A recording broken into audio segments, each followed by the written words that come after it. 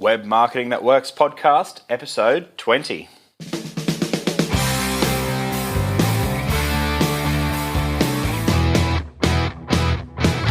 Welcome to the Web Marketing That Works podcast. Come behind the scenes of real-life marketing experiments and listen in as amazing guests confess the truth about what really works. Now, here are your hosts, Adam Franklin and Toby Jenkins. Hi there, everyone. It's Toby Jenkins from the Web Marketing That Works podcast, and I'm here with my co-host and mate, Adam Franklin. How are you, Ads? G'day, Tobes. I'm really well, thanks. That's the way. So this is the show for people who love marketing on the web. We're going to take you behind the scenes of real-life marketing experiments, and we're planning on looking at the good, the bad, and the ugly. We confess what's failed and reveal the truth about what really works. This show is brought to you by our new book. It's also called Web Marketing That Works, and specifically the tools and templates that go with it. So there are 33 free marketing templates that you can download, and if you like the templates, I'm sure that you'll like the book. So to get your hands on the templates, head to bluewiremedia.com.au/book. And I'd like to give a quick shout out and thank you to Dan Cadden, who left us a 5-star review on iTunes. Thanks heaps, mate. Thanks very much, Dan. Okay, so the guest for today's show is Danny Iny. And Tobes, you had the pleasure of chatting with him this time. He's been on our blog before, and we've invited our newsletter subscribers to participate in a webinar with him in the past, and there was plenty of good feedback. So what can we expect today? Yeah, look, Danny was great to talk to. I mean, he's a guy who, from Firepole Marketing, has done a lot, built it, and gone through quite a few iterations of his business. But the piece in terms of his marketing philosophy that I was, really felt attracted to, I guess, was the fact that, he says it's all about the audience and it's all about trust, that the key to web marketing and being effective is that you need to earn people's trust before you actually need to make that ask. So I think that's a philosophy that's really resonated with our previous guests as well, Ads. Yeah, totally. And he really digs into webinars in a lot of detail, talks about what has worked for him, what hasn't, some of the changes that he's seen over the last 6 to 12 months as well that were really interesting, as well as more broadly, his attempts and experiments with live events. And he digs into that and shares some of the things that he feels has, again, worked and not worked. But he's got some really interesting insights for a guy who has been nearly exclusively online as to what it was like moving into the real world with his business as well. Sounds like an interesting show, Tobe. Should we get into it? Sounds great. Cool. Okay, so hi everyone and welcome to the show. It's my absolute pleasure to introduce Danny Iny, aka the Freddy Krueger of blogging, who is the proud founder of Firepole Marketing. He's also the author of Amazon best-selling book Engagement from Scratch, the Naked Marketing Manifesto, and the Audience Business Masterclass, among other things. Danny has maintained a passionate commitment to learning and transparency, hence why we're having you on the show, Danny, and freely shares the lessons on his blog learned from great successes, major challenges, and even from his personal life, including lessons learned from his wedding to the most wonderful woman in the world.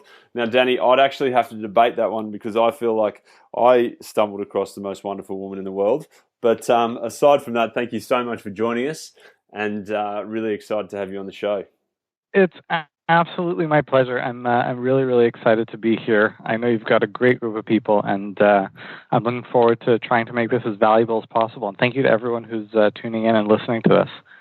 Yeah, thanks, Danny. Okay, well, let's get a bit of background on you first, Danny, if we can. So would you mind sort of giving us a brief overview of your business and Firepole Marketing? No, I'd be happy to. So Firepole Marketing is a business education company. We teach small business owners and entrepreneurs how to do marketing online with a focus on audience building and engagement. So our basic premise, kind of driving everything that we do and teach, is that if nobody knows you or likes you or trusts you, it's very hard to sell just about anything. But if you've got tens of thousands of people who love you and trust you, selling just about anything is relatively easy. And so our focus in what we teach people how to do is how to aggregate and grow and cultivate that audience of people that does respect and appreciate and trust them, and build that engaged relationship with them. And that then becomes a driver for their business. So that's what we do. We do it through a lot of free content on our blog, through our podcast, through a variety of free reports, resources, etc. We also do it through paid training programs that we sell. So people pay for access to our training programs, including the support of my team. And I also do some private coaching and consulting, but really it's our training programs that represent the significant majority of our business. We're located in Montreal, in Canada. My team is about half here in Montreal, and the other half is kind of distributed across the globe. We've got someone in Florida, someone who is based out of Oregon, but currently traveling all over the world. I think she's in Wales right now. We've got someone in Malaysia, someone in Romania, and someone in the Philippines. And I imagine we'll continue to grow. We're about 10 people, and currently hitting a run rate of close to $1.5 million per year. Oh, good work. That's awesome. Thank you. Danny, thanks so much for sharing all that. I'm interested to hear a distributed workforce as well, because that's certainly a theme that keeps popping up on our other pod, and other interviews that we've been doing. How have you found that today? It's interesting because it's something that I was initially quite opposed to. And we grew, up until the end of last year, my team was all local. Yep. And then we had to hire some more people, and we really just had to hire people both in a hurry and with specific expertise. And so we reached out to our networks to find the best people, and they weren't in Montreal. And we also kind of had grown to a point where we wanted to make a decision, okay, are we a Montreal company, or are we a company that is interested in the best talent we can find wherever that might be? And we had reached a scale where we just felt that that's not the kind of company we are. We're not a local company. We are a company serving a global audience, and we're a global company. Now, that being said, in getting started, it's much easier to get started when you're working with someone who is local, or working with a team that is local, because there is a value to getting in the same room and having those just friendly conversations, and being able to, hold up a piece of paper and point at it and say, this is what I want. There is a value to that. It makes things easier. So I'm glad that we started off local. And we've had to put a lot of time and energy and resources into allowing our organization to grow in a really effective way, in a way that preserves the culture of the organization as well, and works, effectively both locally and remotely, without creating kind of two tiers of team members. There's the Montreal team and there's everyone else. That's not how it is, but it takes work and effort to make sure that will be the case. Yeah, I bet. No, and I think that's an interesting philosophy too, of starting local and then moving more distributed. That's an interesting take on it. I haven't actually heard anyone sort of actually say that out loud, I don't think. Because that value of having a bit of face-to-face time is really important. So. There's something powerful about, and just to be clear, it's not like we had an office prior. We actually have office space now, just as of a few months ago. Oh, right. But as we were growing, we didn't have, which is ironic, right? You get office space as half of your team is everywhere else. Yeah. But initially it was my living room. So people would still work from home, being from Montreal. They'd come into the quote unquote office, which is my living room, for 1 or 2 days a week, and the rest everyone would work from home. But once you've got more than 1 or 2 people, it's really important that at least 1 or 2 days a week, even if everyone is doing their own work, everyone is sitting in the same room, so that organic, what you're working on something, you just turn to someone else, say, hey, what do you think of this? Which would not happen if everyone is in a different place. It's very important in terms of building those bonds within the organization. And a part of why we did get office space is, part of it was just, so it's more comfortable and people don't have to keep working out of my living room. But part of it was that we wanted to have equipment set up to make it easier to collaborate with people remotely. So we've got our, a big, 2 big screen TVs so that we can do major Skype video conferencing and share screens. And we've got, conference microphones and whiteboards with cameras pointing at them. We've got all that set up in order to be able to work effectively with people locally and remotely without making it like the last thing that I want is for someone to feel, well, it would just be easier for me to work on this with someone who is local like me. That should not be the case. People should work with the people that are best suited for a project. And so we've put a lot into making sure that the technology and infrastructure is there to facilitate that. Yeah, that makes a ton of sense. Okay, well, I'm really interested to hear that, Danny. So thank you for sharing that. And I think there's probably some good lessons for anyone who's contemplating remote teams there. So that's really interesting to hear your journey and the development of your philosophy around that as well, Danny. Thank you. So let's jump into the marketing side of things then. What is your web marketing philosophy, Danny? My web marketing philosophy, which is exactly what we teach our students, it's all about the audience. So give people a good reason to find you, give them a reason to engage with you, build real relationships with them. And that's kind of the silver bullet, because at the end of the day, you're going to be sending your email marketing, you're going to have your landing pages, you're going to have all the stuff that everybody else has. But what makes, my philosophy on marketing and copywriting is that the key to making it effective is that you need to earn people's trust before you need it. So if someone falls on a landing page or a sales page and you're trying to convince them that you're trustworthy and you can help them, you're already fighting a losing battle. And if you're really good, you might have a certain degree of success. But if they already know you, they already trust you, they're already 90% sold.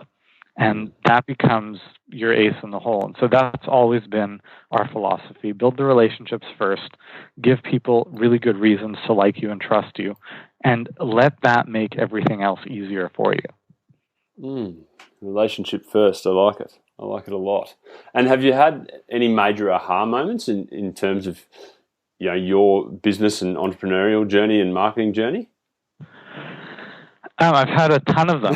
I think. Can you pick one or two?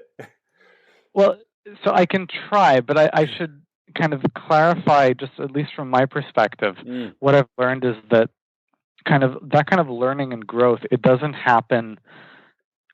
We all like to hear about and romanticize these eureka moments. I forget the Greek philosopher who jumps in the bath, and I think it's Archimedes, jumps in the bath and the water rising. He's like, "Eureka! I figured it out." Yep. Or the apple falls on Newton's head, and all of a sudden he understood gravity. But those stories are probably apocryphal, and in real life, learning and growth, it happens in a much more gradual way, and it just kind of crystallizes into an insight at some point. So the aha moments are more insights that have kind of come together along the way than, here's one thing that happened and boom, it made me that much smarter. Yeah. Only it were that easy, right? Yeah, indeed. Maybe it's but I'll share an example recently. This is something that we've just implemented very recently. We're at the tail end of a window of a launch window where we've been doing a lot of promotion with a whole bunch of partners.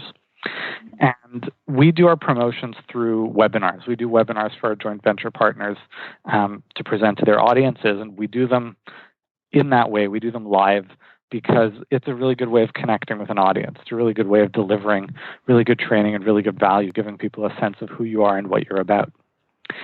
And this is what we've been doing for a long time. But I've been noticing a trend in the space, largely because so many people are doing webinars just because the barriers to entry technology-wise are dropping, and it is an effective way to sell stuff. So everyone's jumping in, everyone's doing a webinar. Most of them are terrible. And so people are getting cynical. People are showing up less and less. They're much less engaged than they used to be. You've got to work that much harder for people to give you the benefit of the doubt and lean in. And the other thing that is changing is how ready people are to buy on a webinar. So what we've seen in the past, let's say a year and a half ago, is that we would do a launch and, we make an offer at the end of a webinar, and 70% of the people who end up buying buy right there on the call. Right. And we've been seeing those numbers drop very significantly. But interestingly, people are still buying. They're just buying later, and I prefer that.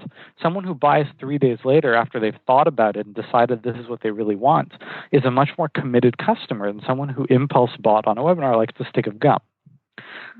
So whereas you see a lot of other marketers trying to just really dial up the pressure even more to fight that tendency, so it's, well, I'm going to give you all these extra bonuses, and, I'll reduce the price and 90% off, and I'll take it off the market if you don't sign up later, but you have to jump in today, in the next 2 hours, 1 hour, 30 minutes. Here's a 10-minute timer after the website's over.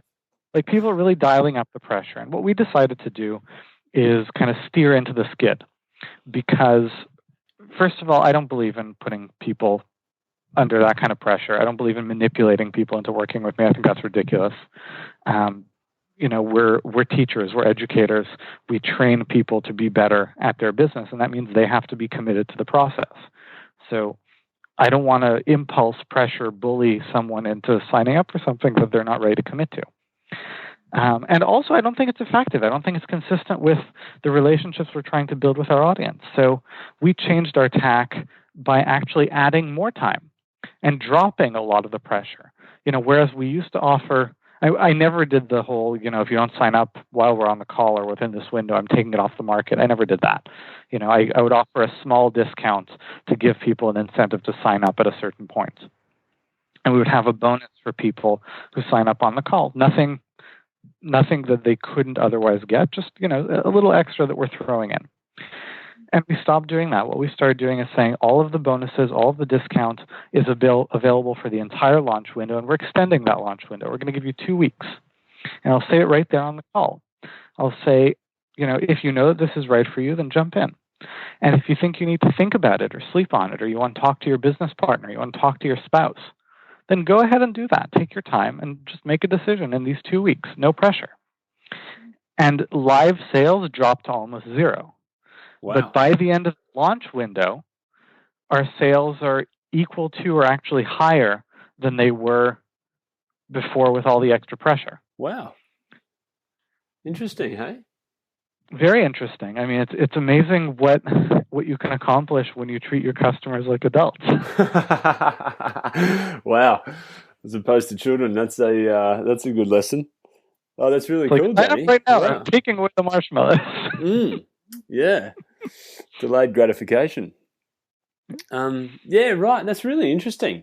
And I guess that's and how many have you sort of experimented with that over this most recent product launch, or?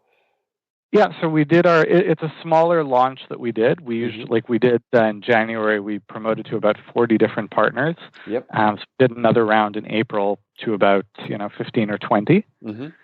But we found that, and this is one of many changes that we made, but we found that our webinar attendance rates went up very significantly. They went up by about 25%. Right. We saw that our sales figures were actually, so the way we do the launch is we have like a series of promotions to joint venture partners, and then one kind of wrap-up promotion for everyone. Right. So as of now, we haven't done that wrap-up promotion yet. As we record this, it's happening in about 2 days, and that usually accounts for about 25 to 35% of overall sales. Right. As of right now, our conversion out of attendance as a percentage, and keep in mind attendance is up from the last time we did this, now our conversion out of attendance is the same as it was for our entire launch when we did it in January. And we're still looking forward to about 25 or 35% of sales. So dramatic improvement. And it's not it's a smaller launch, but we're still looking at a sample of, 4,000-ish people. So it's not tiny. Yeah, absolutely. No, that's significant. Wow, okay. That's really interesting. And Danny, if I might just jump into, how do you find your JV partners for the launch of your products? Through relationships. Yep. Through relationships, through introductions. Basically, the way it started is back in 2011, I was doing a lot of guest posting, which built relationships with some blog owners, and I joined some mastermind groups and started connecting with people there. And when I first started doing webinars for, this was a long time ago for a different product, which has been kind of subsumed into what we sell now, so it's not like we abandoned our ideas. They're we still teach the same stuff we've always been teaching. It still works just as well. But we found the first few people that we had really good relationships with and said, hey, I've put this training together, this webinar training. What do you think of presenting it to your audience? And we did, and it worked really well. And so I reached out to some more people that I had close relationships with and said, look, this worked really well. Would you like me to share it with your audience? And to the people that I presented it to their audience and they were really happy, I said, hey, do you know anyone you can introduce me to? They made a couple of introductions. And that is the process that I continue to follow since then until now.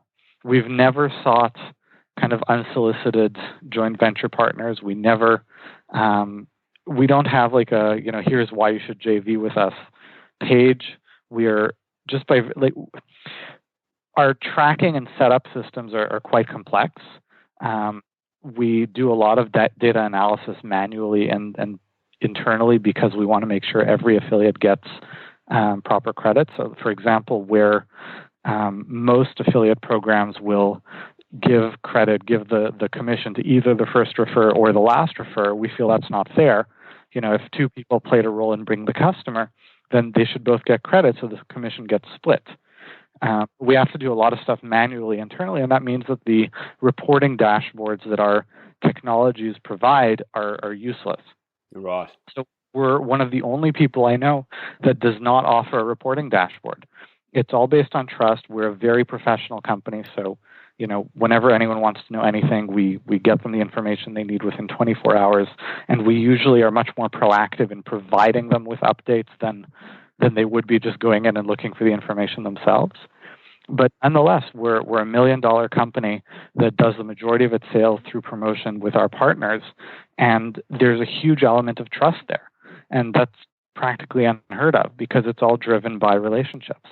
And the fact that we're in it for the long haul. I mean, I don't do fly-by-night joint ventures. Most of my joint venture partners, I've been working with them for years, and will continue to do so because, we're in it for the long haul. Yeah, no, thanks, Danny. That's really cool, and it's really interesting to hear sort of some of that setup around webinars and your sales process there, definitely. So one of the things that we do really like to go through is the good, the bad, and the ugly in these conversations. And you've sort of shared some really good stuff there around your webinars, and in fact, the benefit of decreasing pressure rather than trying to increase pressure in the sales process, which to me really aligns with that idea of partnering with the customer as well. If you are genuinely looking to help the customer, then helping them to make the decision in their own time is I think, sounds much more aligned to their interests rather than trying to crank it up through huge amounts of scarcity or bonuses and, that sort of pressure. So, and again, we've had people just recently sort of talking about that, if you look after the customer first, then the sale will take care of itself. We just had Jack Daly. I don't know if you know anything about Jack Daly from the US. He's a sales coach. I don't, but he sounds like a guy I'd want to know. Yeah, he's a fascinating guy. But anyway, yeah, so it's great to hear these philosophies aligning, from the best people all over the world, which is really cool. So Danny, would you mind sharing perhaps some of the less exciting side, which is what's failed, although, equally as important, what hasn't worked for you? Yeah. Absolutely. And I'm the first to admit, acknowledge, share, and use as a case study when things don't go well. And we've tried a lot of things that haven't worked. That's how we learn, and that's just how it is in all reality. If someone says they're not making any mistakes, they're either not trying anything interesting or they're lying. So one example that comes to mind, which is also quite recent, is we decided to kind of take our show on the road, as it were, and do a series of small-scale live events. So, descend on cities like Los Angeles or Austin, Texas, or New York or Toronto, and do a classroom, spend a day with a bunch of our students and teach some cool stuff. And we had this cool idea that this is something we should do. And we had no experience doing live events. We'd never sold live events. We'd never delivered live events. This was all new to us. And so we kind of put out a test balloon. We said, hey, anyone interested? These are the dates. This is a high-level overview of what we're going to be doing. Here, do you want to reserve your seat? And a whole bunch of people did. A whole bunch of people did reserve their seats, did buy tickets. So we said, great, let's awesome, there's traction. So we rolled it out, and we hardly sold any more tickets after that. Right. And in looking back and evaluating, we found it's actually a really interesting and weird risk or downside of having an engaged audience. I mean, it's, having a great engaged audience, it's all good. It's just, you've got to know the dynamics of the reality you're in, which is that if you've got a large audience that really loves you, when you say, I'm going to do something, there is going to be a segment of people who are going to raise their hand and say, yes, I'm interested, regardless of what you're saying. Because they know you, they trust you, they know that if you're going to put it together, it's going to be great for them. Yep. The thing is, they're saying, yes, I'll be there, is not at all representative. You can't use that as a benchmark to say, okay, people are interested, I'm going to do this. Right. And what we learned is that when you're selling a live event, because it's generally more expensive, it's a more large block of commitment of their time. They've got to, block off a day on their calendar. They've got to travel to get there. You've got to give way, way more information, exactly what it's going to be. You can't kind of just tell them, here's what it's going to be at a high level, and we'll fill in the details at the event. It's going to be a great surprise. That doesn't work in that context. And I mean, that's a hypothesis, right? Because I can tell you it didn't work, but we haven't done it successfully yet. So you only have hypotheses until you get it right. Tested. But so that's something that we took away from it. But we also took away this lesson of just being careful about these marketing false positives. Because we teach our students, if you're putting out a new offer, make sure people want to buy it. And we thought that's what we did, but we hadn't accounted for the fact that there's a certain amount of people who are, whatever you do, that if they really love you, they're gonna show up. So that was a really interesting lesson learned for us. And it wasn't necessarily the biggest failure or the biggest lesson or anything like that. It's just, it happens to have been recent. So it's top of mind for me. Yeah, no, thank you. And have you looked at live events in terms of connecting your audience? You were talking about earlier, the importance of real relationships, as well as the virtual. Have you done sort of other events to get your audience together at all, even if they weren't sort of paid or ticketed events? No, because we're in Montreal, and I historically I haven't liked to travel. I mean, I'm starting to warm up to it now, but we've done the occasional. If I'm in a city, I might put out a note saying, "Hey guys, I'm going to be here if anyone wants to come and meet for a drink or coffee or something." So I've occasionally met with people in that way, but no, it's been mostly online. We've never had the opportunity. It's something that I'm looking forward to doing more of. I'm actually, as we're recording this, I just got back this weekend. I delivered the first event. It was in Los Angeles. It was really cool. It was a ton of fun. We had a great time. It was a great group of people in the room all day. So I'm looking forward to doing more of it, but it's an area that I really don't know a lot about. We're new at this, and we're kind of figuring it out as we go. Yeah, great. Oh, cool. Okay. Well, really good to get your thoughts there, Danny. Thank you. Next question for you then is, have you had any dead set shockers, is how we phrase it down under here. But anything that's gone really badly for you, or things that you'd really warn others off, with emotionally, strongly, have you had any of those happen? Let's see. So I guess it depends. It depends. So I'm not familiar with that expression, so I can only guess at exactly what you mean. I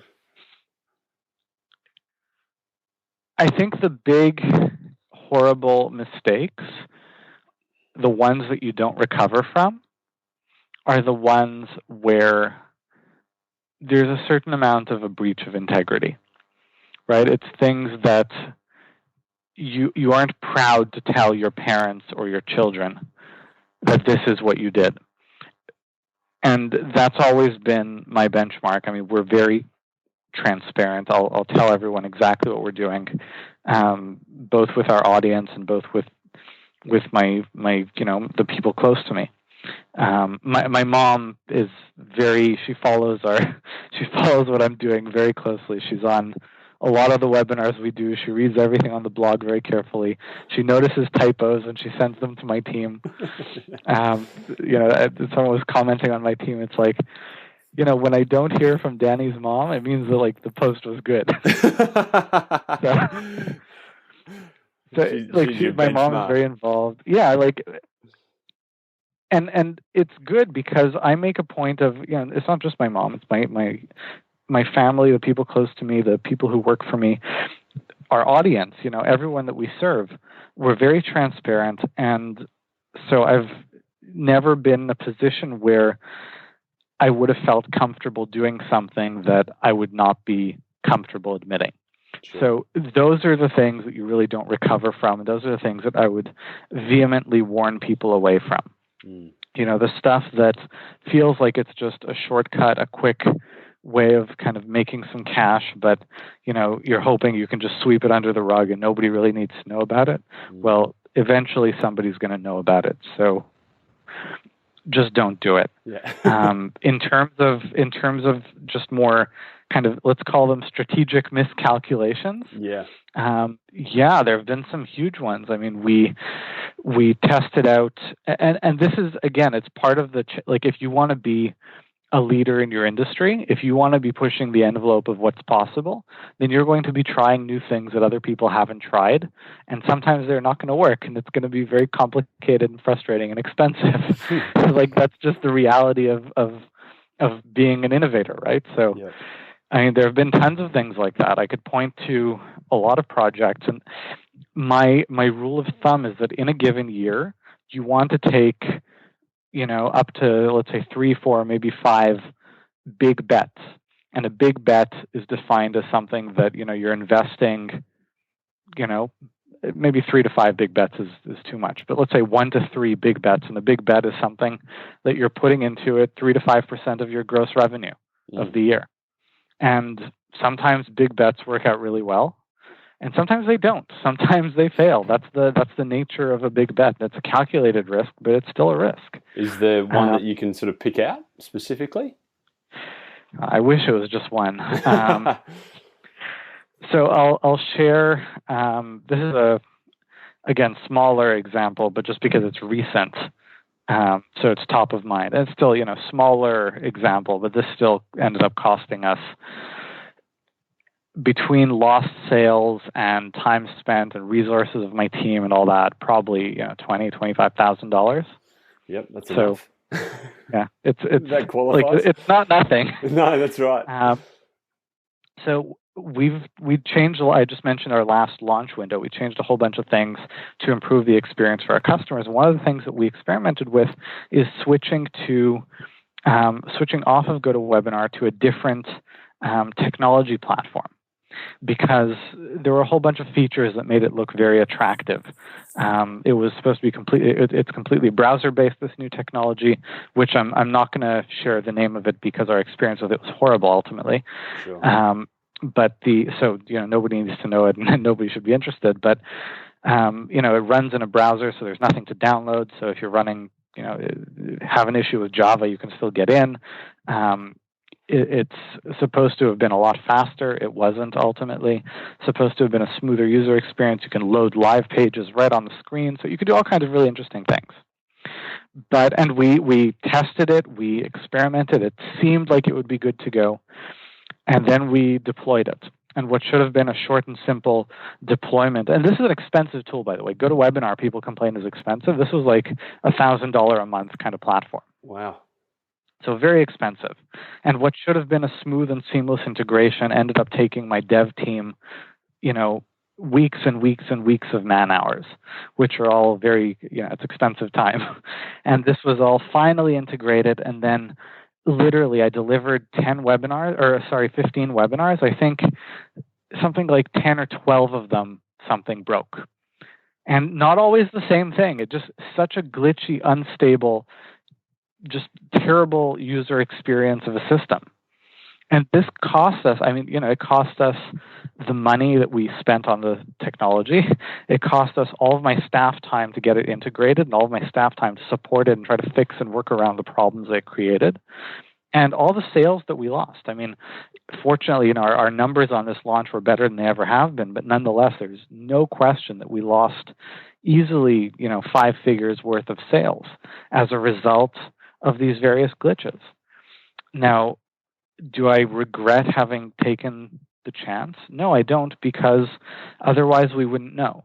And we are constantly in search of how do we get better. And if we're going to be just following the status quo of doing what everybody's doing, then you're playing catch up in the industry. And that's, it's fine for some people, and it's fine certainly when you're getting started, but it's not fine for us where we are and in terms of what we want to create for our audience, for the people that come to us. So, you can't know in advance. You can't say, I really regret the bets that didn't pan out.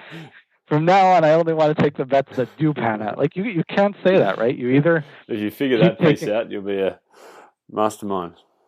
Well, that's the thing. You can't know. So you take the risks, and sometimes they pan out, and sometimes you don't. But on balance, I'm glad that we took all the risks that we took, even though some of them ended up not working and being very expensive, because overall, we're innovating and we're growing and we're doing really cool things that make a lot of people very happy. Yeah, that's cool. Oh, that's great, Danny. And look, I'm conscious of your time, Danny. So, is it okay just to dive into perhaps 2 or 3 more questions, and then we can wrap take up? It wherever you want to go. Yeah, cool. Thank you. So, one question that I like to ask is, if you were starting from scratch right now, what would you, for starting your business or your web marketing, even if you perhaps had a business existing already, what do you think would be your first step? So I can certainly answer that question. That's something that we teach students to do every day. But tell me a little more about, what is the situation I'm starting from scratch in? Like, am I starting from scratch and I want to kind of recreate the business that I have? Am I looking for the best way to start a business? Am I kind of flat broke and have to find a way to pay rent within a month? Like, a little more specificity in terms of what's the situation I'm dropped into. Well, let's say, Firepole Marketing was, you had a business going with clients that you had relationships with, and it was profitable and things were going well, but you just hadn't moved onto the web at all. So you're a services business, and you want to now, embrace the opportunity that is the web.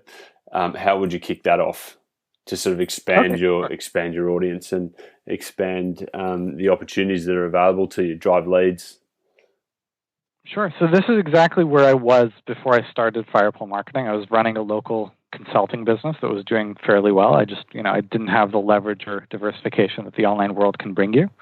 So I'll tell you what I would do, not what I did, because, hindsight being 2020, I could have done better if I knew then what I knew. The first thing that I would do is get really clear about who is the target customer I'm going after online, what is the problem, the challenge that they have, and how am I going to help them in a way that's going to stick out in their mind and be memorable to them. And whatever I'm thinking my promise to them will be, I will then narrow it down even further. So it's smaller, more contained, more specific, and easier to remember. I'd get really clear on that. We did not it took us a lot longer than that should have taken us, and probably we could still get better at it. So that's the first thing I'd work at. Once I have that clarity, I'd create a landing page. One simple page. I wouldn't go crazy building an elaborate website. Simple landing page where people can give me their name and email address in exchange for this first chunk of information, useful, valuable content as an entry point for them to get to know me and for me to get to know them. And then I would go to where they are. I would find the communities that they're already a part of, the audiences that they're already aggregated within, and I'd start connecting with them through those communities. So I'd start by contributing, or I should say just not even contributing, just participating in those communities. So if we're talking about the blogging world, that would mean commenting on blog posts, leaving valuable, meaningful, insightful feedback, getting noticed as someone to listen to within that community, both by the other members of the community and the owners, the leaders of the community. And once that had happened for a certain amount of time, once I'd been noticed and acknowledged as, this is a person that when they leave a comment, it's interesting, I would look to increase the degree of contribution to that community. So I'd reach out to the leader of the community and suggest, I'd like to write a guest post for you, because I think your audience would be interested in this stuff based on the conversations I've had with people here. And, if I've done this properly, there's no reason for them to say no. So I'd start contributing to these communities, publishing on these communities. And that means I'd be getting a lot more traffic and exposure. And doing just what I've outlined to you right now, you can go from 0 to, easily having 1,000, 2,000 subscribers in 6 or 9 months. And that's the point where you're ready to launch your blog and keep growing the scale of your efforts. But that would be my 0 to 1,000 or 2,000 subscribers plan. Wow. Yeah. That is really good, isn't it? And again, it sort of ties back to what your point earlier, which is, relationships first. Absolutely. And I mean, because look, if you want 2,000 subscribers, throw $5,000 at a Facebook ads campaign, and you can get those 2,000 subscribers in a few weeks or months. But these are people who are browsing around, have the attention span of a goldfish. They came in, found something of yours, opted in, grabbed it, they left. They're not interested. Someone who is already an engaged member of someone else's community. They take the time to read posts and read comments. These are the most engaged, forward-leaning people in the community. If they read your stuff and they like it enough to click through and check out more of what you're doing and opt in, these are people who are really interested in and ready to commit to a relationship with you. And that transforms everything in terms of the numbers that you can look forward to as you grow your business going forward, right? Mm. Your email open rates, your engagement rates, your click rates, your purchase and uptake rates are all going to be dramatically higher. Mm. Yeah, definitely. Oh, Danny, that's some cool insights there. So, for any of our audience and our listeners, if you guys are interested in kicking off your web marketing, if you're back at that sort of beginning stage, then there's a real blueprint for you to follow there from Danny. So thanks very much, Danny.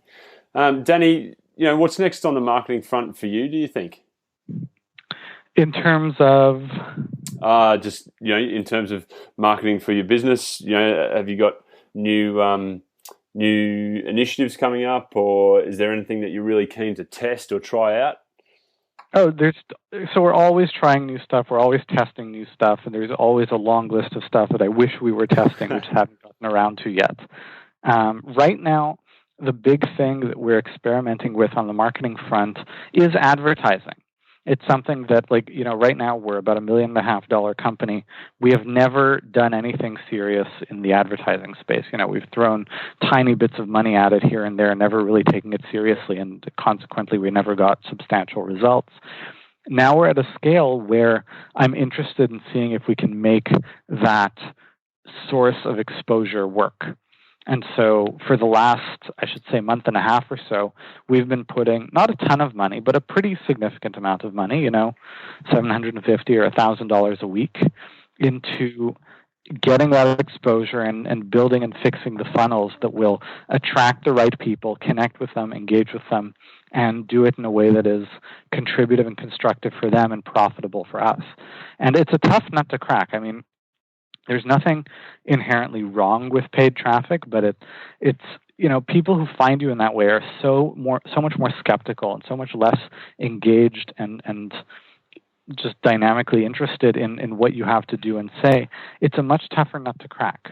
And when you're now we can afford it, and I know that it's going to be we're going to spend $10,000 or $15,000 figuring it out till we get to just break even. Not in terms of recovering all that money, but just in terms of kind of break even moving forward. And I understand that, and it's a serious thing that we're doing. But that's why I don't recommend it for people who are just getting started, because when you're just getting started, A, you don't have $10,000 or $15,000 to burn, most likely, and B, that's within the context of me already having a message that I know resonates, having a product that I know people buy, having a sales funnel that leads generally quite effectively to that sale. And having to figure all that out while figuring out all the paid advertising stuff is, I can't imagine. I mean, I know people who've made it work, and I think they're brilliant, but I would never want to take on that challenge. So, will it be online advertising or offline or mixture or? Well, initially we're looking at Facebook primarily. Yep. But after that, I mean, once you have a funnel that works in that context, you can experiment with a ton of different lead sources. Sure. Interesting. Yeah, cool. Oh, that will be quite a change up then to be hitting the advertising space. I'm excited about the potential, but it's something that's kind of on my desk. It's taking a chunk of my time, but for most of my team and for most of my business and audience, it's invisible. It doesn't change the way we do things or what we're doing or what anyone experiences. It's just another source of inviting people into our community that we're looking at making work. Yeah. Oh, that's cool. Well, Danny, I think we're sort of getting to the end of it now. So, final question for you is really, who have you learned from? Sorry, who are the people that you follow, either in person, books, blogs, presentations?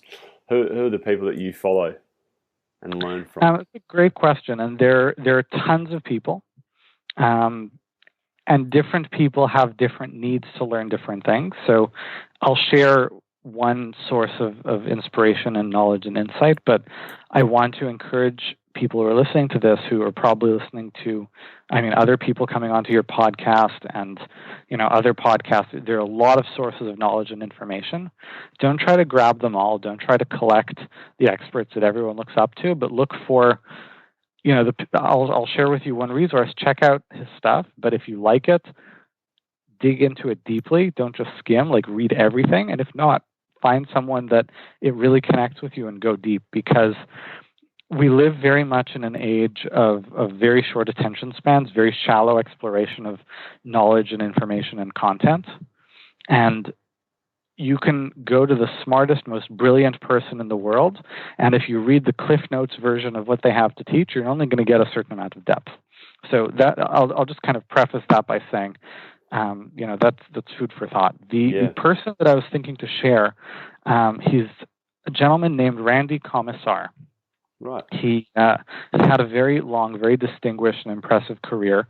He is currently a partner at Kleiner Perkins, which is one of the biggest venture capital firms in the world. He's written and published 2 books. One is called The Monk and the Riddle, which was voted one of the 100 most influential business books of the last century. Right. And the second is called Getting to Plan B, which is it's the best business book I've ever read, and I've read hundreds. And he talks a lot about the underlying message of that book, the underlying kind of driving principle is that if you look at the vast majority of businesses, 90 whatever percent, businesses that have been successful, they were not successful with the business plan that they first brought to the table. Right? They changed things and they figure things out along the way. And so he lays out an intelligent framework for identifying your assumptions, testing them, and iterating to something that works better. So both are fantastic books. I'd recommend reading them both. I've had the great privilege of doing a little bit of work with Randy. He contributed a chapter to my book, and I've had the pleasure of meeting him a couple of times for conversation. But I would definitely recommend checking out those 2 books. There's a ton of value there. Awesome. Thanks, Danny. That sounds great. I'll have to get that on the Kindle ASAP. Okay, so any final thoughts, closing advice for the audience then, Danny? So everyone who's listening to this is interested in either starting or growing a business. And you're listening to this because you feel like between where you are now and where you want to be, where the outcomes you want to create, there is information, knowledge, skills that you are lacking. And that's completely legitimate, but just remember and recognize that starting a business, growing a business means almost by definition that you're doing something that is at least in some ways different from what others have done before. And that, of course, is not to say that you can't learn and grow as you go. You're of course going to learn and be informed by all those around you, but you're never going to get to a point where you have perfect information and you know everything you need to know. And ultimately, the best way of learning is by seeing everything that you are exposed to, all these new ideas that you're exposed to, through the lens of your experience actually trying to do something. So I hope this has been helpful. I hope the time that you've spent listening to this has given you some insights or ideas, but none of those will do anything for you if you don't then go and work to implement some of what you've learned in your business. And the more you work to roll out, the faster you can roll it out, the better your learning and insights and growth are going to be, along with the results your business will experience. So get out there and do some stuff. That's awesome, Danny. I think we might put that in the quote, get out there and do some stuff. I think that's fantastic parting advice. So thank you very much, Danny. Actually, final point, how can listeners connect with you? Oh, well, for sure. First of all, thank you for having me. Again, I'm really excited to have had this opportunity, and I know there's some really great people listening to this. I'm honored to be doing this. If anyone wants to learn more about me and what I do and what I teach, go to firepolemarketing.com. I'm assuming there'll be a link below the report. Yep, that'll be in the show notes.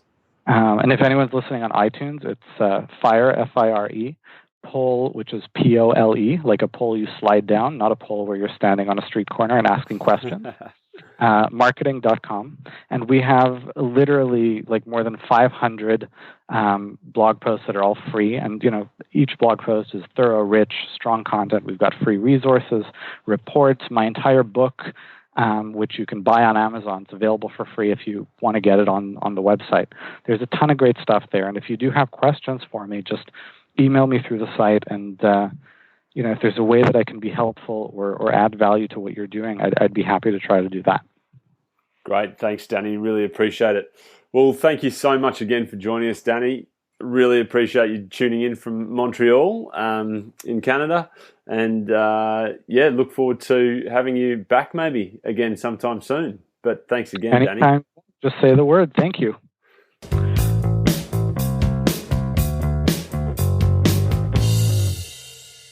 Wow, what a great interview with Danny Iny from Firepole Marketing. Tobes, thanks for getting him on the show.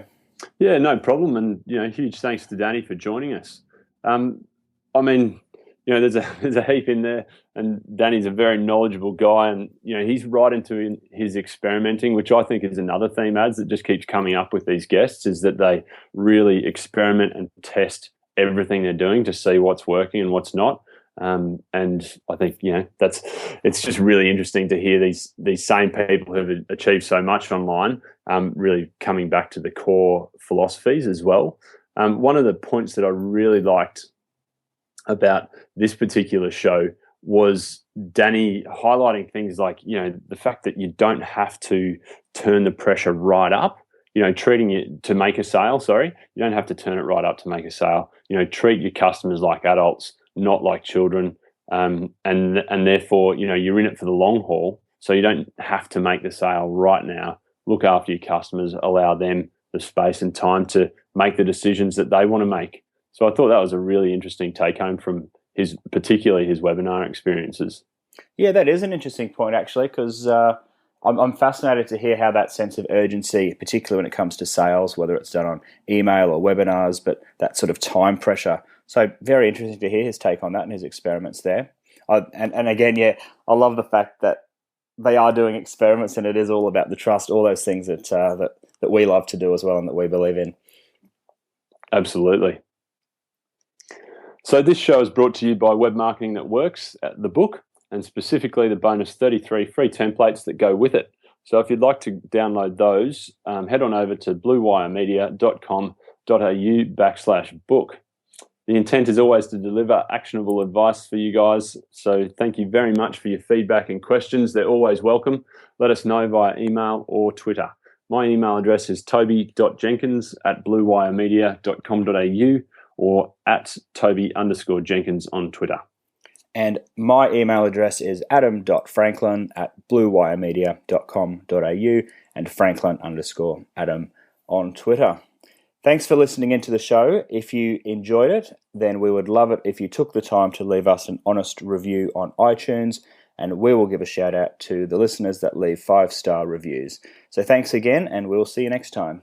Thanks very much, everyone.